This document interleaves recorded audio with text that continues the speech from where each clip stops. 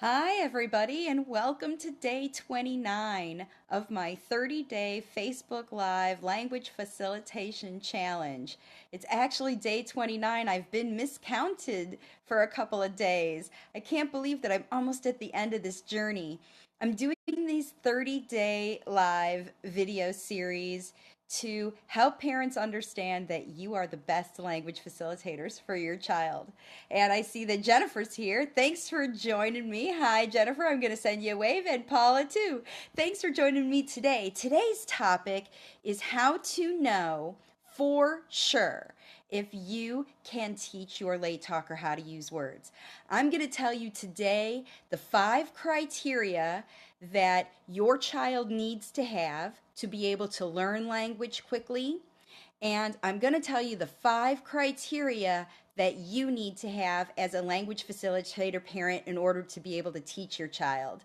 So, oh, it says that it's frozen, Jennifer. Hopefully things are better. Bianca's here. Hi. And Tim O'Donnell. Hey, Tim. Nice to see you. Thanks for joining me live. Today I'm talking about language facilitation and how to know for sure if you can help your child start to use words quickly. So, here's the criteria I am going to tell you. So, oh, by the way, just in case you have not seen me before or watched any of my other videos, my name is Marcy Melzer, and I am an intuitive speech language pathologist. And I help parents teach their late talking children how to use words quickly with my Waves of Communication parent coaching program. And so today, I'm going to tell you how I know for sure. How do I know this? Okay, you might want to know, how do I know? How can I know this criteria? Well, here's my intel.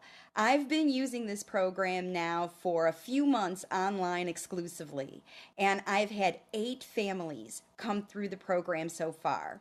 And 8 for 8 children between 2 years old and 5.5 years old have been able to, their parents have been able to get them go from nonverbal communication to using at least 10 new words within their first week. And now, the families that started in the program are a few months in, and their kids are using language functionally to tell them all different kinds of amazing things and the wisdom they have with the world. So that's what's really exciting about today, that I have been able to help these families. And so that's what I know. What I did was I picked apart the criteria that made it possible. What is it that when I have a strategy session with a family, what is it that we talk about that helps me determine and helps them determine that this is going to be the right road for them, that they're going to be able to teach their kids? So, here are the 5 criteria that your child needs to have in order to be able to learn language quickly like this. So, first of all, your child has to have said words, at least a couple of words, not a couple of words strung together, but if they've said mama or dada or speech sounds, then, or babbling freely. So it doesn't even have to be words, but it has to be speech sounds. If your child can say speech sounds sometimes whenever they want to, that means that their mouth is able to make speech sounds, and then we know that they're able to do that. So a child has to be able to make speech sounds. A child has to be able to follow simple directions. Simple directions like, give me your hand, look at this, come here. Simple directions like that. And your child must have been able to learn some sort of personal care skill, like putting a dish in the sink, or picking up their clothes, or taking off their shoes. More like, it would have to be more like a follow direction, something that they would have had to learn, some sort of a skill that they would have had to learn. And that can be anything, but they will have had to have learned something like that. And then also, your child has to demonstrate that they can hear. So in order to be able to have good speech, your child has to be able to hear well, and they can demonstrate that they can hear via a hearing test, or audiology or hearing screening or something like that. That's important. And then you also have to have resolved any of your child's medical issues. So if they have chronic illness for some reason, or especially chronic pain, those things have to be resolved before you can start on this kind of a language facilitation journey. So those are the 5 things. They have to be able to say speech sounds in order to be able to learn how to use language. They have to be able to follow directions. They have to be able to demonstrate that they have learned some task to help themselves, and they've been able to demonstrate that they can hear, and that you have all your medical issues resolved. Those are the only 5 criteria that your child needs to have. Now, you might recognize that I didn't use any kind of diagnosis or any kind of label that your child has to have. Basically, it's just those 5 criteria that your child has to demonstrate to be able to learn. Now, some issues that could potentially stop your child from learning are unmanaged pain. So if your child is in any kind of chronic pain, it's going to be difficult to teach them anything.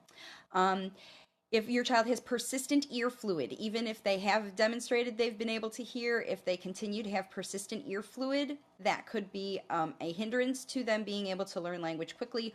Also, any sort of ear, nose, and throat structural problems. If they have a very tight tongue tie, or if they have cleft surgeries that have some revolution to be done, or they've had surgeries and they're still recovering from those things.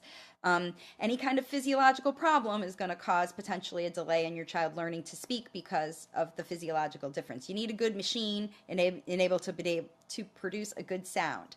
And then the other thing is that if your child has a neurological condition that makes it difficult for them to say speech sounds, and that would be a true apraxia, and that's something where a child cannot babble freely. They can't say ba ba ba, da da da, where they really have difficulty producing consonant sounds. If the only sounds they are able to produce are vowel sounds,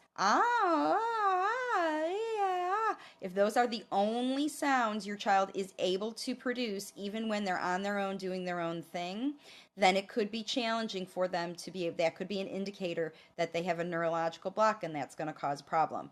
However, if your child does use a lot of that language, but that kind of vowel communicating, but they also use babble sounds, ba ba ba, da da, ga ga, or they say words occasionally that sound pretty good, then you have a very good chance of being able to help your child.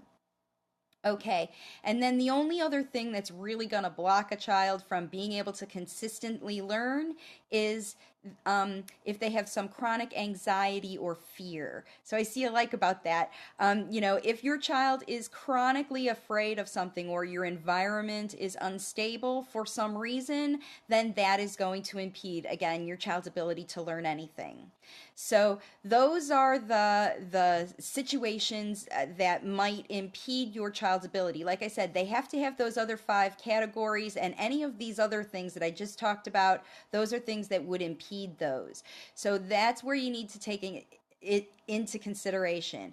So basically, your child has to have good physiology to be able to say speech, good ear, nose, and throat, good breath support, and they have to have a fairly healthy, at least a fairly healthy body that moves through life easily. Okay, and so those are the criteria that your child needs to have to make sure. Now, if your child has all of those criteria, then the next component, of course, with Waves of Communication, this is a parent coaching program. So in order for you to be able to teach your child has to be prepared for learning. And that's what the first criteria are. These 5 criteria are your criteria, the criteria for you as a language facilitator parent, the things that you as a parent need to know in order to be able to pull this off. All right, so what you need to do is you need to be able to calm and redirect your child when they are getting upset.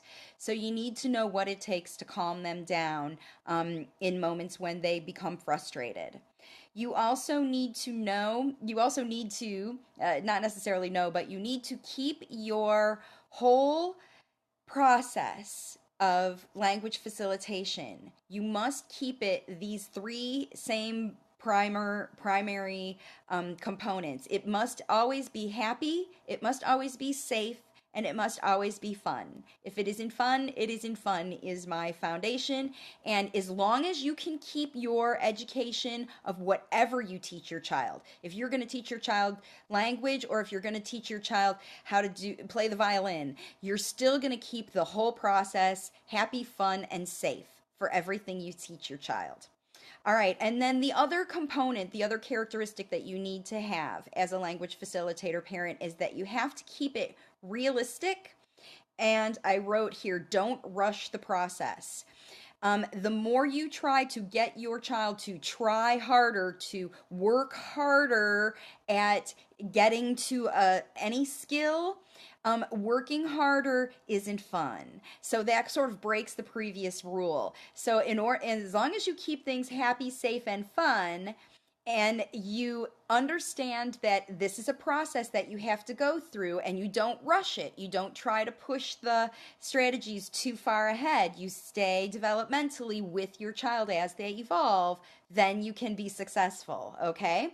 And then the other thing, that the component that you must have as part of your language facilitation strategy plan, is that you must do the work every day. So if you are practicing a new way of talking with your child so that they could, so they can understand you better, or if you are practicing toy minimalism or some environmental changes, or if you are practicing skills with your child to try to get them to replace behaviors that are problematic, you need to be working on those strategies every single day. And the strategies is your program should be facilitated so that you can do that work every day, all day, as part of your everyday activities. And then the last component that you need to do, the last characteristics you need to have, is consistency. And that means that you are consistently following your strategies, that you're not pushing things too far ahead like we did in the last rule, but you also are consistently offering the same kinds of assistance for your child, so that they can consistently be successful, because that's the way language facilitation works. If you have your movement that is, consistently moving forward, that's what's going to be really important. And consistency is key, so that your child understands that when you're telling them how to communicate using words and letting them practice that activity, that it's going to stick. So what I did also was I wrote down here, there's basically 4 steps to every strategy to make sure that it's successful.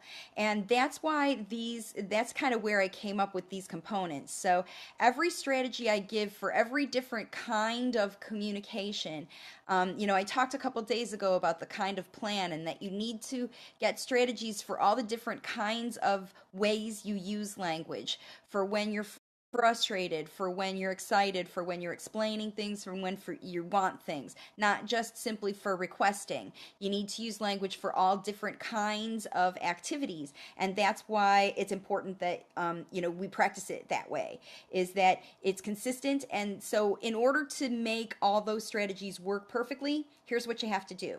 So you have to, I just realized I'm so close to this camera today. Whoa, I'm like all in your face. I don't know if that's better or not, because we're almost at the end anyway. So, all right, so here's what each strategy does. First, as part of the strategy, so every strategy I give has 4 components. First, you have to get your child ready to learn, which means that all those first things have to be in place. Your child has to be ready and focused. The second thing you do is you teach your child the skill in that strategy. And then the third one is that you help them see immediate success. So every strategy you get immediate success, and then you celebrate that success. So every time a parent, literally in the moment while your child wants a cookie, has a chance to implement a strategy with all four of those parts, that you make sure your child's ready to learn how to ask for that cookie, that you teach them exactly how to ask them for that cookie at the level where they are, that you help them succeed in requesting and offering you a verbal request for that cookie, and you celebrate the fact that they use their words by giving them the cookie and being excited about them talking. So every single strategy I give is got to have those four components, and that's why the parents have to have those characteristics. You have to be able to calm your child down, because instead of, you have to be in a calm and relaxed mode to learn anything. So that's how that has to go. And then the other thing is, you have to, like I said, as you move forward, you just have to learn how to maximize your child's skills exactly at the level where they are, get them successful. And when you're successful with a skill that's useful, like language, that's why you improve fast upon it. It's like I use that riding a bicycle analogy. Once you learn how to ride a bicycle, you never want to walk anywhere ever again. You want to ride all around the world. In fact, Tim O'Donnell, who's watching now, he and I learned how to ride bicycles together 100 years ago. And once we learned how to ride bikes, there's no ending. We didn't have to walk anymore. We got to go to where we were going. And our parents took us everywhere, all over Chicago on bicycles. So that's it. That's what you need. Those are the criteria to get your child using words quickly and moving forward into a life of verbalization and using language to communicate instead of nonverbal means. So that was my 29th live. Tomorrow is the last day. I'm sure that I'll continue to come live because I'm enjoying it so much and I'm getting such great feedback. If you know somebody who isn't sure if they have what it takes to be a language facilitator parent, this is the video you need to share with them. If you know somebody who isn't sure if their child has what it takes to learn language quickly because they've been in speech therapy or you've received intervention and it hasn't worked so far, and you're getting frustrated and worried that your child might not be able to learn language, you can know by looking at these criteria in this video today that your child does have capability to use verbal language, real speech, real natural speech, because 8 for 8 families have been able to do it, and I'm not in any mode to stop. I have 2 more families I'm putting in plans this week, and I can't wait to get them started using getting their nonverbal kids using words functionally in super fun, happy, safe environments.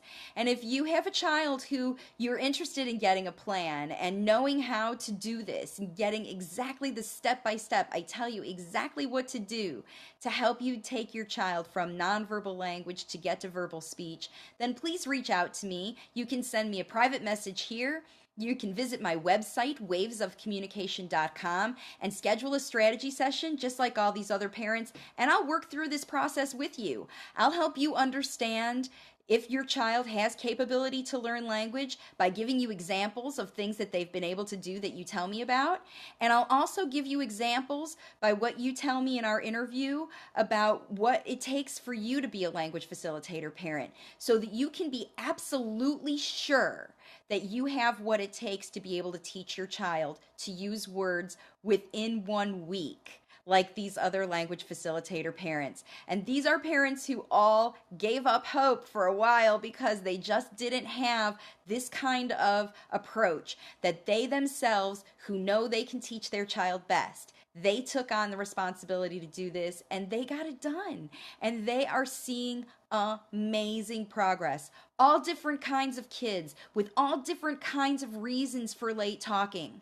Their parents are the ones who are getting them to use words, and super quicker than I ever imagined in my life. And people all over the world are doing it in different languages. Families are teaching their kids Swedish and Bengali and English and Spanish and French. And it's just amazing how these kids are learning languages all over the world and real functional verbal communication. It's my dream come true that just within this 30 days, I've been able to help parents be able to take their kids from nonverbal language to verbal speech. And that's been a super thrill for me, and I don't plan on stopping. So if you want to reach out to me, go ahead and find my website. If this video you think could be helpful for you to share with another family, please share it. and have them reach out to me too. I look forward to helping hundreds of more families, thousands of more families all over the world help their kids learn to communicate words quickly. And I hope I can help you too. So reach out to me. And thanks so much for watching today. And I'll see you tomorrow for day 30. Big day. I'm trying to decide what to talk about. I've got so many choices. I probably will keep going. All right, everybody. I'll see you tomorrow. Have a great evening and get your kid talking fast. You can do it. You can do it.